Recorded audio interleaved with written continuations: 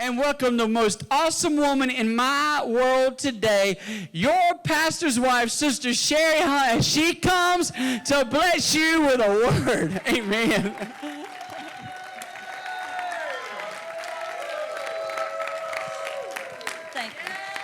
Thank you.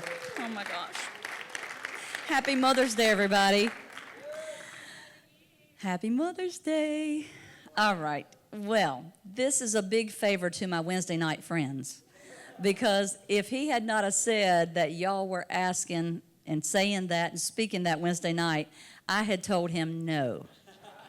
I told him, I said, I've just been through a lot this year. And I told him, I said, I'm not sure that I'm up to that yet, but God said I am. So I just want to tell you that I love you and good morning, and I hope you have a wonderful Mother's Day. If I don't remember to tell you, I hope everybody has a beautiful Mother's Day, and I hope that you are celebrated. So this message is not going to be some big shout 'em down message. This message, I hope, will pierce your heart, and I hope that you'll realize that this is not something that I've just pulled out of a book somewhere. This is something I'm pulling out of my heart. This is going to be a heartstring pulling message, because it's something that God has been speaking to me over the past couple of months. And the title of this message is "While You Still Can." Let me clean my glasses real quick. It's called "While You Still Can." I shared a little bit of this with the ladies that had gone out to dinner with us for Christmas. So you may hear a couple of little things that are similar, but I want to dive a little bit deeper into that. My key thought here is we spend too much of our lives assuming that there will always be another opportunity, another conversation, another hug, another vacation, another birthday, another "I love you." But one day, there isn't. My scripture comes from Psalms 90 and 12, verse 12. "Teach us to number our days, that we may present you a heart of wisdom." Also, James 4 and 14. "What is your life? You are a vapor that appears for a little while and then vanishes." Have you ever thought of yourself like a vapor? I hear songs about that, and it kind of hits you a little bit hard, because these verses teach us that life goes by in the blinking of an eye.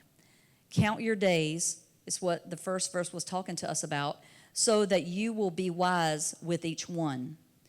It slips by like a vapor. Think of the vapor as your breath on a cold winter morning. Your breath out in the air, you see a cloud of smoke, and then instantly the air just absorbs it. James is warning us to not put things off until tomorrow. Do it today, just like a fine mist. You can't catch it. You can't catch time either, because time is so precious. Time is a gift that a lot of us take for granted. Don't take time for granted. The hand on the clock will still keep ticking, whether we make the most of that second or not. A lot of times Randall has encouraged graduates to go ahead and get their education. They're saying, it's too late. I'm not going to be able to do it until I won't graduate until I'm 35. Well, Randall says 35 is coming. Whether or not you graduate at 35 or you don't, you can sit at home and say, I'm just too old, or you can go ahead and get your education, and then 35 will come with an education or without, but it's coming. And so he says you might as well just go ahead and get your education. And that's the way I feel about life, is tomorrow is coming, whether we use today wisely or not.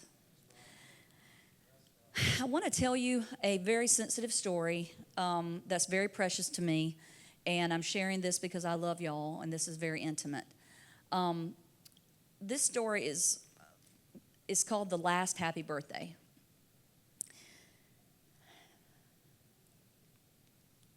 So last year, my dad had cancer, and we found out in May that he was diagnosed with cancer. Now, I want you to know that this particular story is about my dad, but this whole sermon today is not about my dad. This is about people, so I'm going to go through several different things. But I think this story really tells a lot about what I'm trying to portray. We found out that my dad had cancer in May, and the doctor said, at first, he said, we give you 6 months. Then we kept pushing and pushing, but how long could we have? Possibly, how long could we have? He said, well, possibly a year to 2 years at the most. So my dad's birthday came right after his diagnosis, and it was June the 26th. And last year on June the 26th, my family gathered around, and we had a birthday cake for my dad, and we were giving him presents and singing happy birthday to him. And as we were singing happy birthday, an epiphany came to me. And I thought to myself, what if this is the last happy birthday song I ever sing to him? And I was singing, I said, happy birthday to you, happy birthday to you, happy birthday, dear. And I couldn't finish it because I thought next year I might not sing this. So he blew out his candles and we celebrated him big because I thought this could be something that we need to go ahead and celebrate big. Later on in that same night, my nephew had told our family that they were surprising my dad, told him that he was having a child, which would be my dad's first great grandbaby. And whenever they surprised my dad with this cute little outfit and said, here's your little outfit, and this is going to be a great birthday for you, he looked at it and he said, is it going to be a baby? You've got a baby? I'm going to be a granddaddy? And they were like, yes. And he said, I hope that I can see it.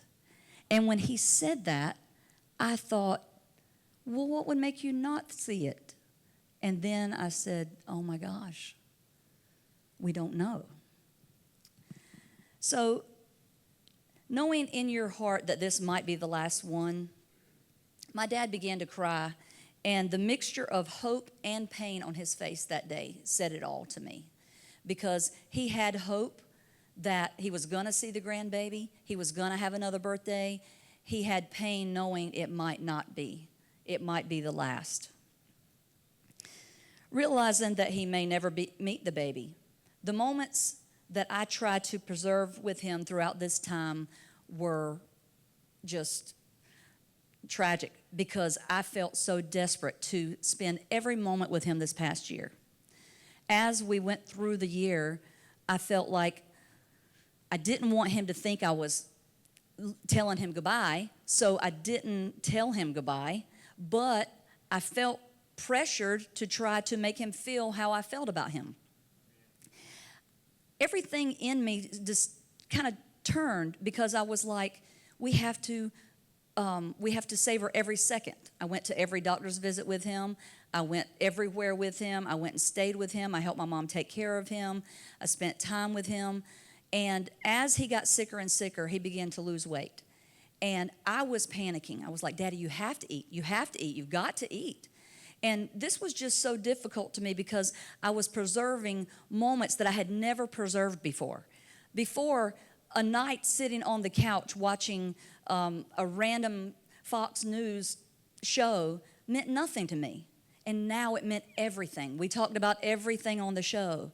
A random snack sitting there eating some cookies and milk with him never really meant anything. I was like, I'm going to go on up to my room. Good night. And I stayed up to every second. I walked him to his room. Good night, Daddy. I love you. Kiss him good night. So moments that didn't mean anything before it instantly meant something to me. It changed my perspective. The moment that I knew that we were out of time was in November. And I had gone, we had come down. They had called our family, and hospice had called my family. And when they had called the family in, we went over the next morning, and he was already not responsive. And I thought the night before when we arrived, we had plenty of time, maybe a week. And so we just said, hey, Daddy, we've come down for Thanksgiving. And we were just kind of beating around the bush. And none of us were really saying what we wanted to say because we didn't want him to think we were trying to say goodbye. And so we were just beating around the bush. Well, the next morning I came and he was non-responsive and he never responded again. So here I am talking to a non-responsive dad, trying to pour out my heart to him, hoping that he can hear me. When these are words that I should have said the past 55 years. These are things that he should have known. I should have never been desperate for him to hear what I had to say. My brother should never have been desperate for him to hear what he had to say. This season changed me. It changed how I treat people. It changed how I treat other people when they're grieving. It changed how I look at time. It changed the way I love. It taught me, don't take presents for granted. When they're in your presence, don't take it for granted. Don't take seasons for granted. Don't take love for granted. Don't just assume that somebody knows that you love them. Tell them that you love them. Grief changes your understanding of ordinary moments. Hearing their voice, maybe hearing their voice in another room, talking on the phone and laughing. Now I try to remember my dad's voice in the other room talking insurance. At that time, I just blew it off. And I'd turn on the radio or the TV. Oh, he's on the phone. Asking for advice. There's so many things that I would have loved to have said to him in that last amount of time. I would have loved to have said, Daddy, what do you think about my future? What do you think I'm going to become? How do you feel about this? How do you feel about that? What's your advice? I would have pulled every second of wisdom out of him because that would have been all the wisdom I'm going to get. My dad was my superhero. And whenever I was little, he always, and this is not a Father's Day message. I'm getting somewhere else, moms. But he always was there for me. And no matter what I went through, he came and saved the day. And I looked at Randall on the day that I had no more time for advice, no more time to hear his stories, no more time to hear what he thought about me or my future. And I looked at Randall and I said, what do you do when Superman dies? Who's going to save you now? And I'm not talking spiritual, I'm talking physical, because I know God's going to save you. And of course, I have Jesus. But I'm talking about on this earth, people that you look up to, people that you are wanting something from. Don't take that for granted. The extra long hug. Whenever you hug your children or your mother or your father, that extra long hug, don't take that for granted. Lean into it. Sitting for a quick meal, like I said, cookies and milk, holidays, you have family members that are all in there having a good time, singing and playing games, and you're like, oh gosh, they're getting on my nerves. Let me go sit out on the porch and get a breath. You better be there. You need to listen. You need to sing. You need to laugh. Play the games. Get involved. Don't sit to the side and say, I'm not a game player. Play the games, because those are memories you will never forget. I remember speaking of my dad, I remember hearing a video a couple weeks ago, and my family was sitting around at Christmas, and we were singing the 12 Days of Christmas. And my dad had 5 golden rings. And we were singing on the first day of Christmas, second day, third day, and then he'd go, 5 golden rings. And at that time, we giggled and laughed. But now, I rewind that video. And that's the only clip I want to hear. I want to hear that clip. I want to hear the fun in his voice. I want to hear the smile. Hearing I love you. Even simple disagreements. Whenever you would gladly take back just one more disagreement. One more conversation. In talking about not taking people for granted, don't take your mothers for granted. People often wait too long to say what they should have said years ago. Families disconnect. Some families don't even talk anymore. They're not speaking. And that is terrible, because one day, I'm going to tell you what, that is going to be a lot of grief, because a lot of grief comes from guilt. And a lot of families are guilted. And you see people sitting in a funeral, and you see some people and they're just weeping, and then you see other people that are laying across people and they just can't be consoled. It's because they're guilty, because they've missed out. And if you refuse reconciliation, well, didn't Jesus forgive you? It's time that we forgive people when they hurt us, because God did it for us, and look at what the things that we have done in order to ask forgiveness. Some things are terrible. And then you think maybe somebody said a curt word to you, and you're just like, I'll never speak to her again. I'll never go there again. Well, that's it. We're done with vacations with them. Why? Can you get past it? Jesus did. Galatians 6:10 talks about while we have the opportunity. Life is made up of moments, and we think we'll always have them again, but many moments only happen once. Some people wait until it's too late to express how they should have spoken in living rooms. Don't rush through, this is for mothers. Don't rush through motherhood, wishing every hard season away. One day the toys will be gone. One day the laundry piles will disappear. One day the noise will stop. And one day the little hands won't reach for yours anymore. This is one thing that I did not realize until I was an empty nester. You think Ashley would come and she would be playing in her room, and she'd say, Mommy, come play Barbies with me.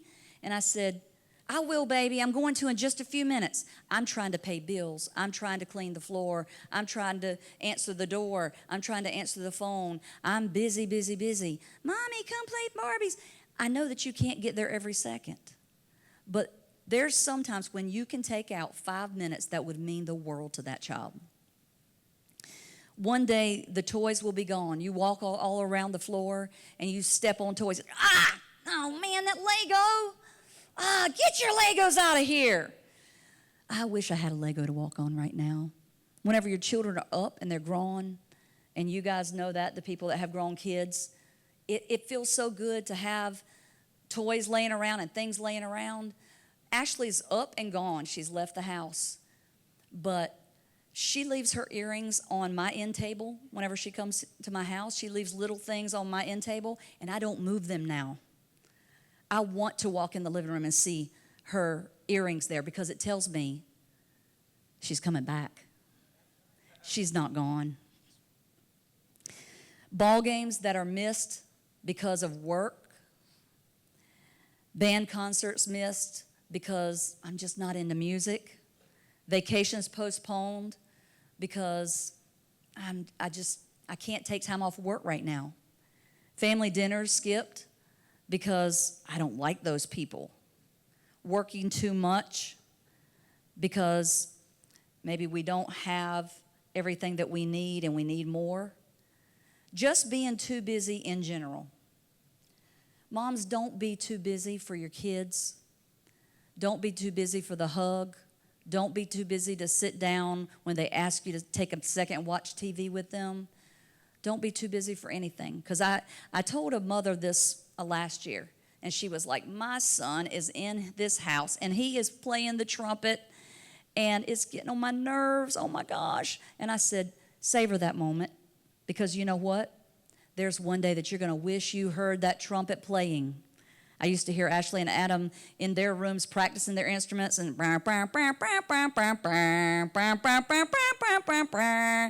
and I was like, whoa. Now I would go in there and listen to it. I'd go in there and sit down and pay attention. So don't assume that you're going to have always with your kids, because some people in this church have lost their children early. And they thought that they would outgrow them, and they didn't. They thought they would outlive them early, and they didn't. Your adult children, when they come over, pay attention to them. Listen to them. Everybody get together and do the dishes in the kitchen. Everybody get together and do things as a family.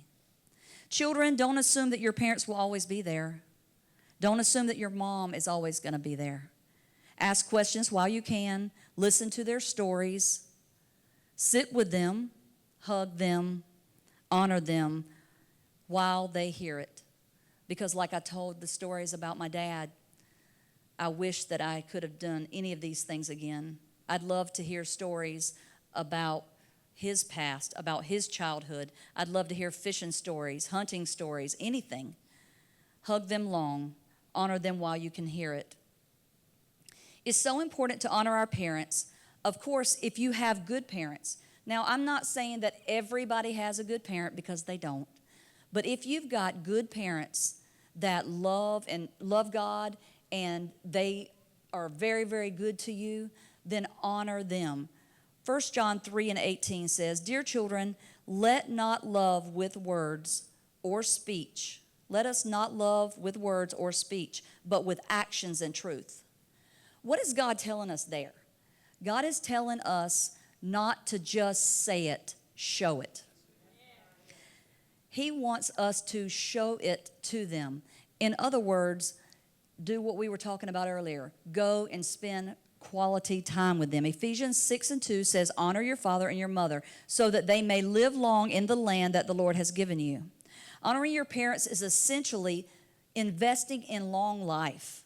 Let's go back there. It says, "Honor your mother and your father, so that you may live long life." Excuse me, I lost my place. Not so that they could live long life, but so that you will live long life. Honor your mother and your father so that you will live. Honoring your parents is the long life investment for you. Proverbs 23:22, "Listen to your father who gave you life, and do not despise your mother when she is old." How many people, whenever their mom gets old and cranky and isn't quite as joyful as she used to be, washing the dishes and smiling, how many people are like, "Oh, man, we got to go over and see mom. We got to go over and see dad." The Bible says, "Do not despise your mother when she's old. Love her." A great example of Jesus is showing love to his mother in John 19:26 and 27. When Jesus saw his mother there and the disciple who he loved standing nearby, he said to her, "Woman, here is your son." And he said to the disciple, "Here is your mother." This was Jesus taking care of his mom. He knew that she would need help, comfort, and so John took Mary to his home and cared for her as his own. This is also an example of the spirit of adoption.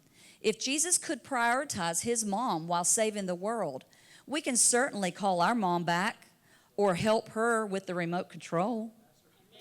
Because a lot of times we are thinking, well, Mom, I can't come over right now. I need help with the trash. It's so heavy. Well, I'll try to get around sometime this week. It would be good if our moms or our dads need us, if we were to go right then and show them how much we honor them by helping them. And it won't take long. It won't take long. Luke 15, the story of the prodigal son, says the father never stopped loving. But imagine if reconciliation had never happened before his death.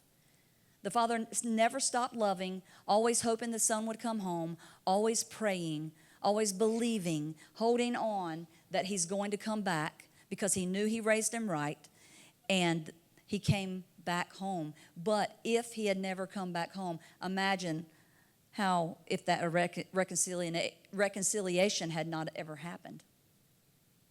What kind of guilt would the prodigal son be living with? How much guilt will you or your neighbors or your family be living with if you don't ever reconcile? Randall and I chose memories with our children over material things. I have a little story to tell you. whenever Randall and I have been, all these years that we've been married, we had said, you know, material things are things that we can get later in life. Material things are things that we don't need. While we have kids, we need to make memories with our kids, with our children. So we made it a priority. We made a pact that we would take time and take our extra money, instead of buying televisions, instead of buying new couches, instead of buying new cars, instead of buying things that everybody around us was getting, we would take that money and vacation. And if any of you know us, you see every album in my Facebook is a vacation. A vacation to Disney World, a vacation to Sea World, a vacation to Carowinds, a vacation to the zoo, a vacation here or there, because we decided that making memories was more important than things, physical things around us at that time. My children may not remember the size of our television or what they didn't get that the other cool kids got at school. Maybe they won't care that mom didn't purchase that terrible school pictures, or she didn't have enough to put into the book week. Y'all remember that? The book fair. But you know what my kids will remember? They will remember me sitting on the beach with them, having a sandwich. Our children may not remember, they will remember a roller coaster ride at high speeds in the air, because screaming and praying with mom, living our best life, overcoming big hills together. They will remember watching the most unbelievable fireworks in the sky on Dad's shoulders, right next to our favorite make-believe castle, pretending that hard days are nowhere to be found. They will remember playing monster with Daddy in the living room and hide and seek with Mommy in the back bedrooms. They will remember splashing in the pool with our family. They will remember riverboat rides at sunset. These are gifts that you cannot buy with money. And one thing, if you don't think of anything else, if you don't remember anything else that I tell you today, remember that time is a gift. Remember that once they're gone, you can't buy their time. Be with them while they are with you. Ecclesiastes 9:9 says, this is for marriages, enjoy life with your wife, whom you love, all of the days your fleeting life that God has given you under the sun. So God is saying, enjoy life with your wife, for whom you love, all of the days of your fleeting life. The key word there is fleeting, that God has given you under the sun, because every day is a gift. Solomon is saying, don't take your spouse for granted. Don't simply coexist with your spouse. Cherish each other. Even when life is loud, busy, stressful, repetitive. Every night we sit on the couch and watch TV. Every day we go here to eat dinner. It doesn't matter. It does not matter if it's repetitive. Enjoy what you're doing with your spouse. Don't plan on waiting till retirement, because what if retirement never comes? Retirement never came from my dad. Sometimes we appreciate our spouse on the inside, but we never get around to saying it loud. It's time to say it. Don't assume that they know. You know, Randall told me this last week. He said, you know, I've lost a lot of weight, and you haven't said anything to me about it. And I said, well, I just tell you all the time, you're looking good, you're losing weight, I'm proud of you. He said, I know, but he said, I want to hear it. I want to hear, man, you're looking good. Baby, you're losing weight. You are looking good. I'm loving the way you look. And I knew it on the inside, and I feel that way. I'm proud of him. He's doing great. He has overcome many food obstacles. But I wasn't saying it on the outside. So don't just assume that your spouse knows this. In this busy life, we are distracted by our cell phones. How many people sit with their family members at a table and everybody's got their phone out?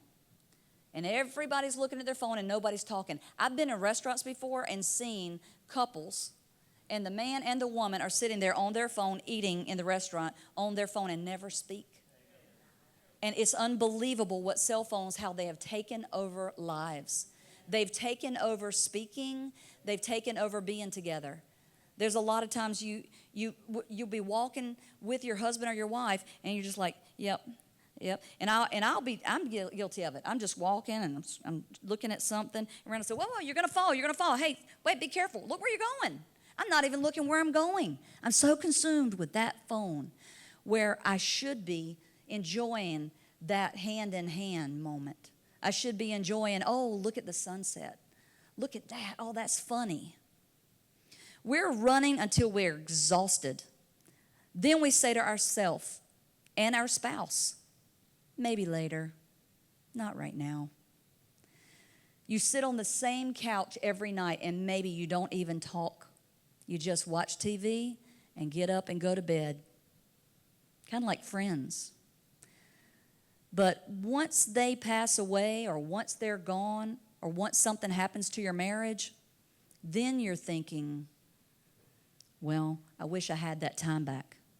One day, believe me, if God does not come back in our lifetime, either you or your spouse would give anything for one more conversation, one more cold McDonald's hamburger eaten together in a car, one more night of a rainy evening canceled, plans canceled, just simply hearing them laugh in another room on the phone.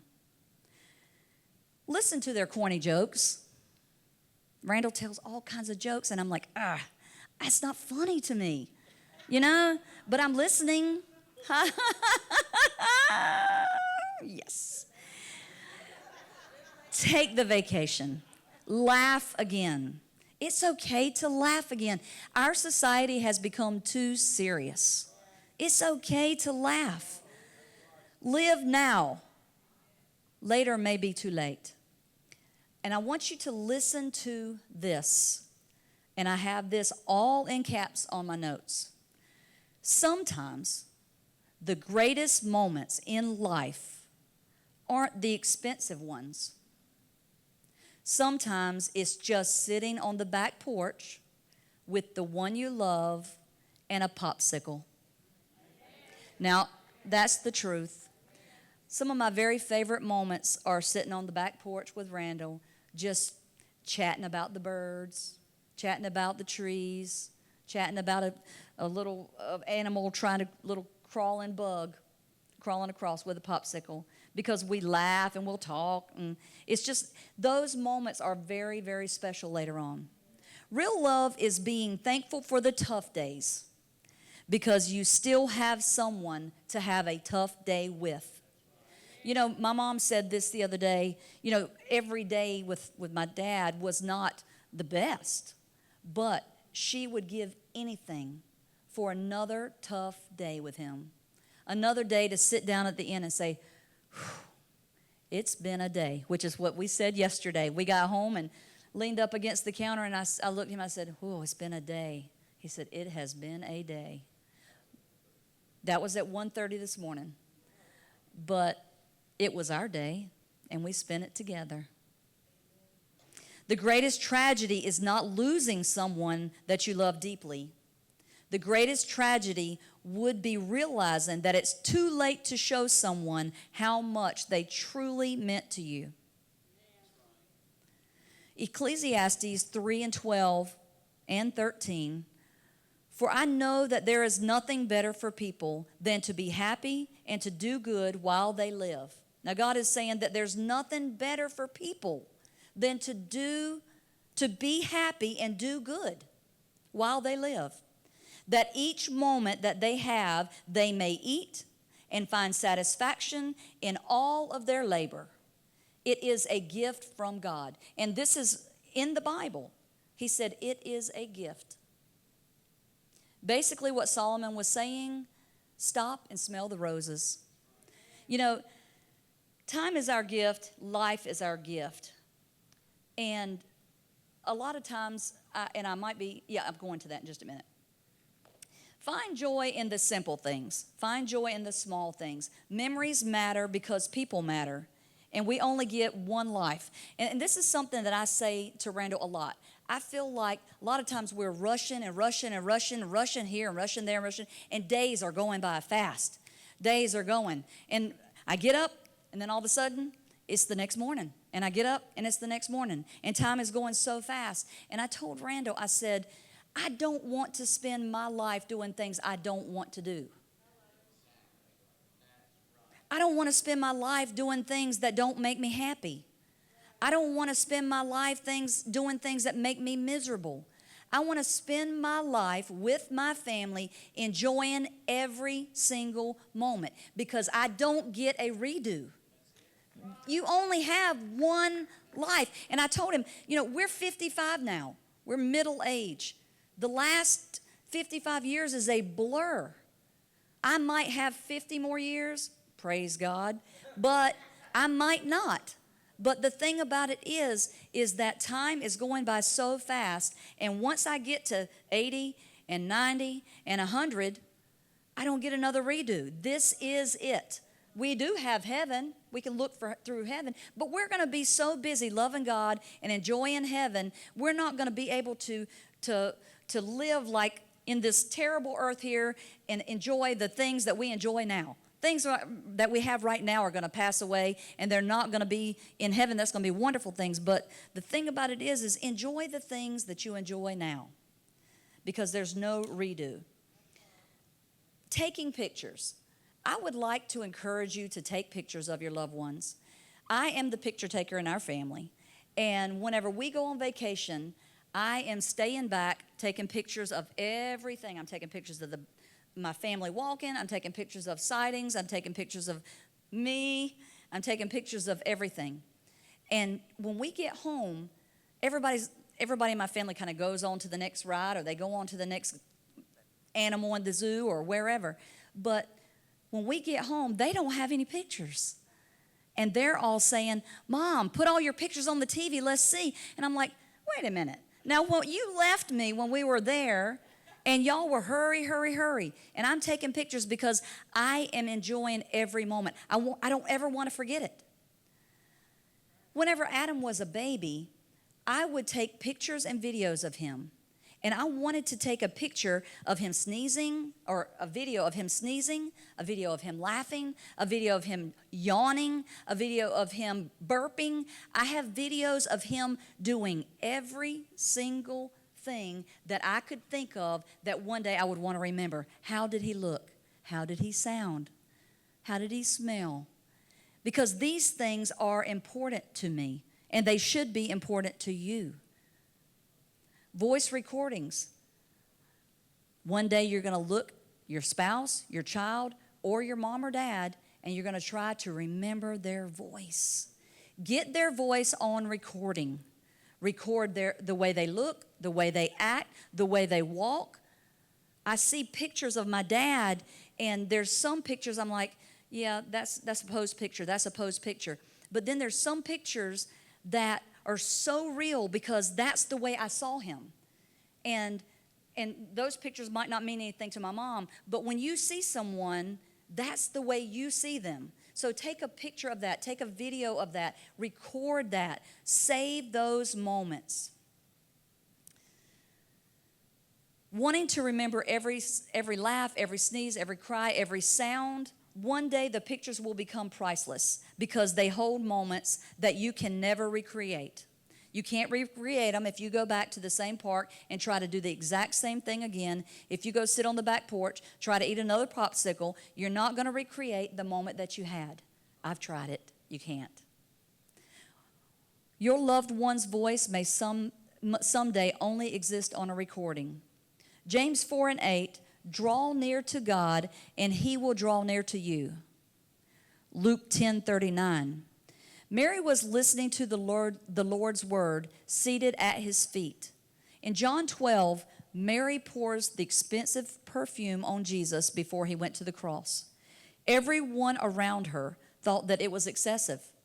They were all saying, oh man, there's no need in that. She's wasting her oil. She's pouring it all over his feet. She's made a mess. We got to clean it up. Now Jesus smells strong. But she understood something that other people missed. That moment was going to last forever for her.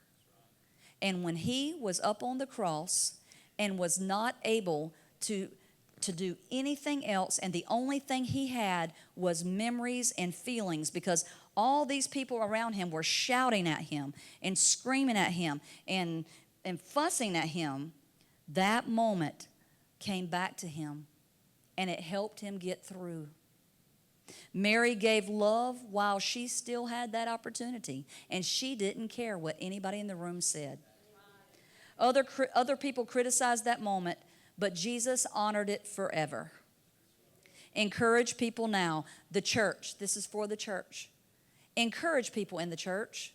You know, it makes them feel good. When we have visitors come in, walk to them. Hey, how are you doing? Is this your first time here? We're so glad to have you, because they may never come back if you don't. Some people come in a church and they leave a church and they're never spoken to. We need to welcome them and enjoy that moment with them and say, we want you here. You belong here. Come back to this. Encourage people. Tell them that they are blessed. They are happy, blessed, spiritual, that they are going somewhere. Forgive people in the church. If you are sitting in a church and you have people around you that you have an ought against, you should get that right. We should never sit here and worship our God with ought against each other. Reconcile now while you have the chance. What if something were to happen and they were gone? And you said, oh my gosh, they left on bad terms. Serve now. Don't say, I've already served whenever I was young, I'm too old now. And don't say, oh, well, I'm young, and when I get older and more mature, I'll serve then. Serve now while you have the chance, before God comes back. Everything that we do, all of our works are being stored up in heaven for us. It's all being held so that we will know that Jesus is I'm sorry, I just lost my train of thought. Serve now. Praise God. I'm sorry, things distract me. So then, while we have the opportunity, let us do good to all people. Galatians 6:10. While we have the opportunity is the key word. Amen. That strikes a chord, doesn't it? While we have the opportunity. Ryan, you can go ahead and play the music now.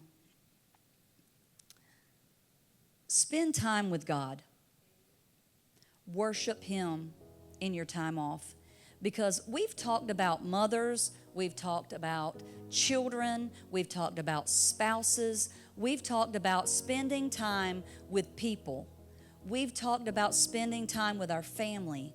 We've talked about letting them know how we feel.